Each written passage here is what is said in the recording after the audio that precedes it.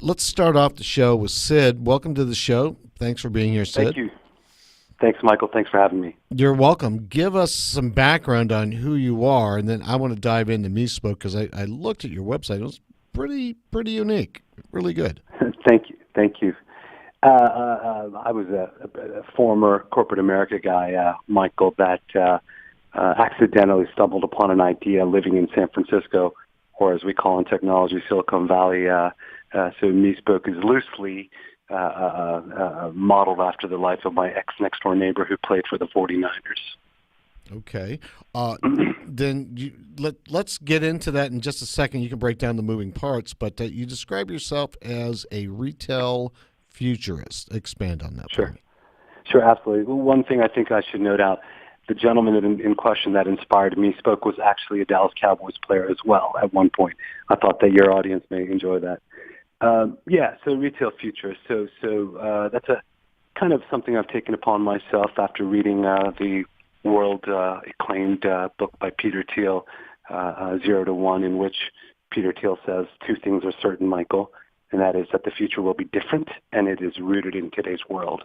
So if you go back to our genesis back in 2012, we kind of looked at what the consumer journey looked like then and kind of ideated what it would look like in the future.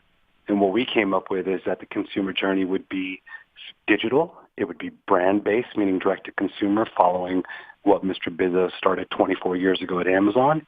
And it would be less reliant on brick and mortar. So there you have a bit of our pontification that the future would be different, and we were creating it because it was not going to be the same brick and mortar transaction that existed in the early 2010s, Now, Sid, 2011. let me drive down into this because you'd opened it up by saying that your neighbor who played for the 49ers and the Cowboys was your inspiration. Open that up for us. How was he your inspiration, and how did you Sure. get from there to here? Absolutely. So living next to the defensive end for the 49ers, it was revealed to me that almost every player in the NFL, Michael, roughly 1,900 of them, has some level of contract or credit or merchandise credit with Nike. The idea that I put together is that, look, Nike is saying that all of these folks or gentlemen are walking billboards, despite the fact that if there's 54 people on a roster, 53, 54, that we could probably call out, Michael, the top quarterback, maybe a wide receiver. But there's 50 so other people that have some level of contract. And what Nike is saying is that, hey, we're our product on and off the field, and we'll give you some incentive to purchase or have incentives to keep coming back to our brand. So we came up with this idea that we're all walking billboards and that the world has to be more democratized and more equitable. Because the minute I walk into a Starbucks, Michael, and someone says, God, I hate to trouble you, but who is that blazer by? Where did you get it? And how can I get it? Then, in effect, I've been a sales agent to that transaction. Mm-hmm. We kind of took the defensive end's life and said, what could we do with the advancements of mobile computing if we could answer these questions through some mechanism? What could we return? And our thought is that it is brand championing. And we return loyalty points redeemable for purchase every time someone learns how to stylize, accessorize, or transact on my photo that's uploaded to MeSpoke. Interesting. Okay. So that's the general overview of MeSpoke for people. Are there any details about how this transaction occurs and how they use MeSpoke? Sure. The simple answer is we're a free iOS app in the front end, Michael, that anyone can download from the Apple App Store. And in the back end, we've got a pretty sophisticated consumer relationship management portal that tracks consumer activity. Our goal here is to offer a front and back end solution that helps the future of fashion-based shopping. So again, you can download the app for free, upload your content, right? So there's 1.9 billion images that are uploaded every day to social media and roughly 39,000 images uploaded to Instagram every 60 seconds. What we're saying, Michael, is that each one of these photos has created a sales opportunity.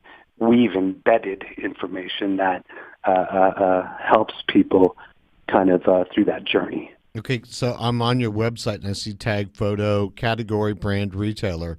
So Sure. you can put in, you just look at the picture and it tells you what it is, where it came from, and what the brand is?